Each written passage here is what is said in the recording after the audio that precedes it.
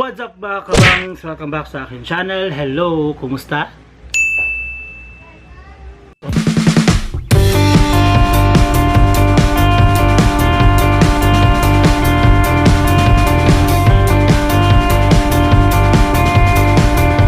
Kung bago pa lang sa aking channel guys, please huwag kalimutang i-click ang subscribe button at bell notification para ma-notify ka every time mag-upload ako ng bagong videos, and please follow me sa aking social media accounts. Ayan, so bago ang lahat guys, ako muna yung mag-shoutout in 3, 2, 1, ping!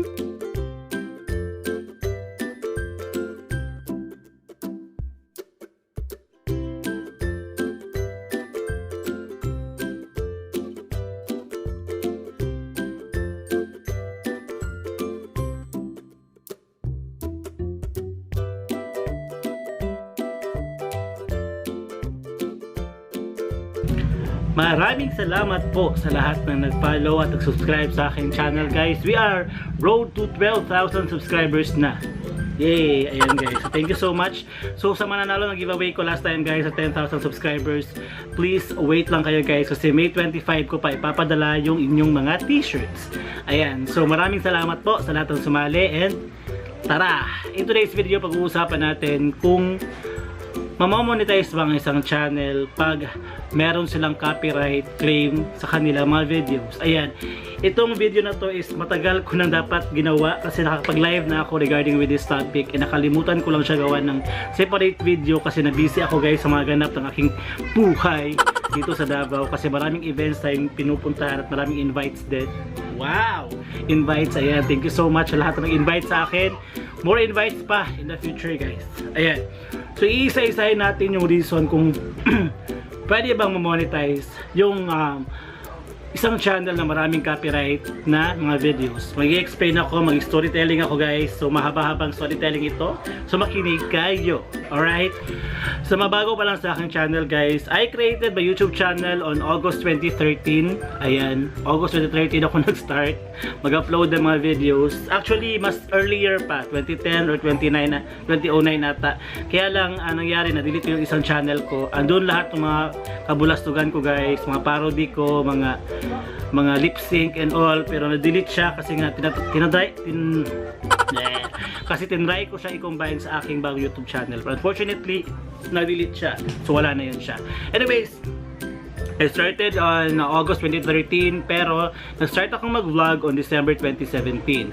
Ayan, so from December 2017 hanggang January, vlogging yan siya lahat guys. Daily vlog ang ginagawa ko. Kahit wala akong audience, wala akong fan base, daily vlogging lang talaga. Kahit ang mga views ko is nasa 62, 100 plus. Ang aking subscribers that time is 24 lang. Yun ang remember ko talaga.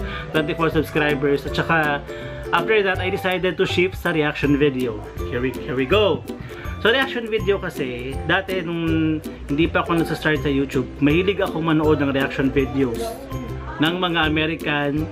Nire-react nila yung mga Filipino singers natin, which is makakamangha talaga kasi yung alam mo na kung gaano gagaling yung singers, pero yung mga reactor is parang wow. Like wow, mga ganun yung mga reaction nila, nakakatawa, parang nai-ignorante ka kasi nga alam mo na yung mga skills sa mga singer na yan. Kasi mga Filipino, we know how Filipino sings. We know how Filipino is, you know, making sounds or noise, their names all over the world. Like, we know how Filipino good in singing. Ano daw? We know how Filipino is great in singing. Basta alam natin kung gaano kagaling yung mga Filipino, yun na yun. Basta. So ginawa ko, nag-react ako ng mga singers.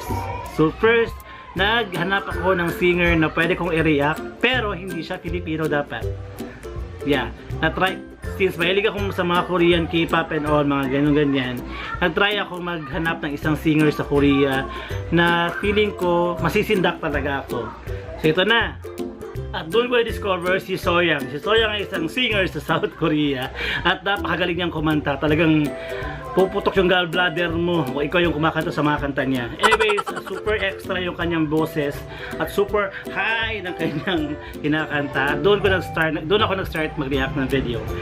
Naghinap ako, halos ilang months ko siyang nire-react. Ang dami-dami kong views, ang dami-daming subscribers.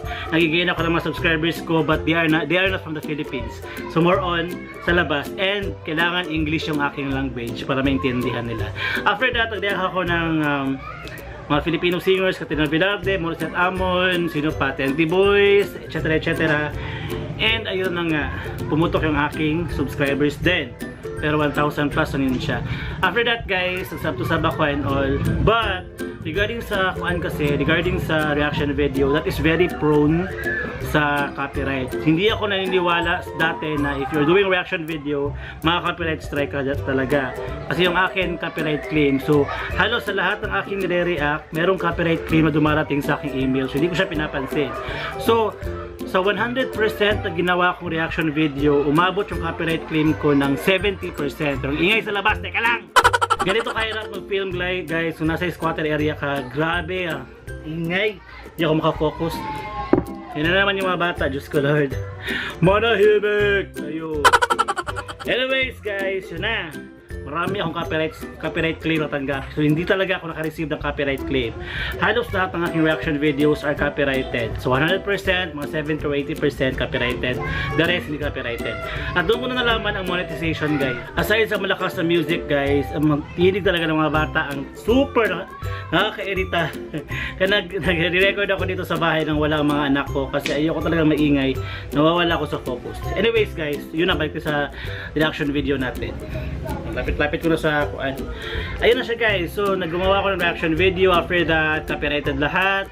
And after reaction video, nag-start akong gumawa ng re-upload content. So re-upload ako ng contents. And after that, ang dami ko na-gain na subscribers. Pero na-monetize ako. Na-monetize ako kasi gumagawa ako ng reaction video ng isang sikat na movie din dito. Movie palang teleserye sa Pilipinas. Ayan, halik, ayan. Ginawan ko siya ng tawag dyan, reaction video sa pumutok yung aking channel. After that guys, hindi ko ini-expect na ako'y mamamonetize. Kasi after that, kasi reaction video kasi so ibig sabihin halos lahat ng aking content is copyrighted. So hindi ako mag-expect na mamamonetize yung mga copyrighted na videos. Kasi hindi yun siya akin. The good thing is that yung copyrighted na videos or reaction videos are sa cloud ng copyright, tawag niyan? Fair use law. Fair use law, you can re-upload the content but you need to put an opinion or reaction out of it. So yun, siguro kinonsider ni YouTube kaya niya in-approve yung aking monetization. After nun guys, marami akong videos na na-block worldwide pero wala talaga akong strike ever since nag-apply ako sa monetization. Ang dami-dami kong copyrighted videos pero fortunately na-monetize ako. So sa mga tatanong guys, if kuya meron akong copyrighted videos, so ma-monetize ako ang channel ko? The answer is yes, but you need to upload original content. Yung ikaw talaga yung lumalabas, yung sa profile picture mo ikaw. Pag check ni YouTube, ay siya talaga ito. So hindi siya re-uploaded na hindi sa'yo yung video, kinuha mo lang sa iba, upload sa content sa YouTube channel mo, then boom, okay na. Wag ganun kasi nakaka-reject siya ng monetization. Ayan. So guys, if you're planning to do reaction videos and reach mo na yung threshold and all, and fortunately there's a possibility na ma-approve ka kasi napapansin ko ngayon guys, if you are uploading original content 1 to 2 weeks approve ka na sa monetization. Yung iba naman is a month or weeks, 5 weeks and all. Kasi nga may mga videos sa re-uploaded, yung mga naghahangad na ma-reach agad yung threshold ni YouTube na 1,000 subscribers at 4,000 watch hours, yung mga ganun. Kaya nag-re-upload sila ng mga videos na mga viral. Ayan. So if you are doing that guys, once you reach the threshold of YouTube, banatan nyo upload ng original contents nyo, yung mga vlogs. Kahit walang nanonood, kahit konti lang yung views, as long as ikaw yung lumalabas sa mga vlogs na sa YouTube channel mo. Kasi nga, makita ni YouTube na ay, nagba-vlog na siya ngayon. Dati is nagre-upload pa lang siya, ganito ganyan. Kasi tinitimbang ni YouTube yung channel mo. Chine-check niya talaga kung you are worth it na bigyan o isali sa YouTube Partner Program. Ganun sila ka-stricto ngayon, guys. And dumadaming na accept na sa monetization, marami din nare-reject.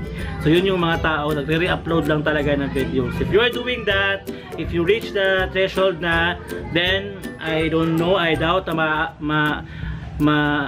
tawag dyan, ma-accept ka. So most probably ma-reject talaga siya. Pero fortunately, meron naman talaga iba na approve. Suntok sa buwan lang, guys, kung ma-approve ka or hindi. Ayan. So advice ko sa lahat ng YouTube ngayon, guys, marami kasi nagtatanong kung paano mag-start ang YouTube channel. Hindi na siya kailangan itanong kung paano pa mag-start ang YouTube channel, guys. If you are doing videos, nag-film ka ng kahit walang effect or whatever, you can upload it sa YouTube channel, sa YouTube diretso. Nabubulol ako. You can upload sa YouTube diretso. Like diretso parang raw na upload. Same sa ginagawa ni Miss Erica Imbang na good morning. Ganun. 'Di ba? Ang lakas ng pagputok ng kanyang YouTube channel kasi nga walang keme, walang edit, walang effects, walang tawa, walang ganyan. Pero pumuputok yung kanyang YouTube channel kasi nga pasok sa banga yung kanyang mga content at saka nakakaaliw talaga siya at maraming taong nawawala ng stress dahil sa mga pinagagawa niya na hindi natin maintindihan, like mga shoutout niya, yung mga kakatawang gesture niya at super, you know, meron pa silang collaborate ka din na ngayon, di ba, ng mga bakla ng taon, di ba, nakaka-proud na parang magaan sa loob na nakikita mo ang isang YouTuber na umaangat talaga. And guys, always remember this, do not compare yourself sa other YouTuber, ha, kahit na ganun kataas yung kanilang subscribers.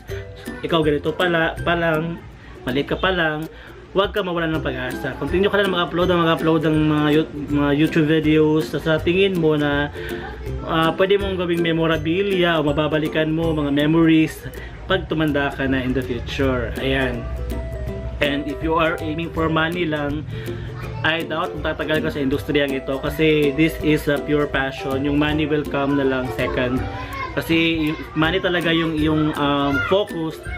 Maraming disappointment sa mangyayari sa iyo. Hindi basta-basta ganun kadali mag-earn sa YouTube, guys. If you are doing lang talaga by yourself, ikaw talaga napupursige kung paano talaga i-reach yung dreams mo through YouTube. Katulad ko, hindi consistent yung aking views, like 100 plus, 200, 600, 1,000, mga ganon. Hindi siya ganon ka constant kasi nga yung aking YouTube channel is for tutorial talaga kung paano talaga katulong sa mga bagong YouTubers na mag-guide sila na maging huwaran at maging legit na YouTubers talaga or vloggers. Ika nga sa aking pinagagagawa tulad ngayon kasi ang dami nagtatanong na kung regarding sa monetization, kaya ginawa ko na siya ng video, separate video para mabalik-balikan nila.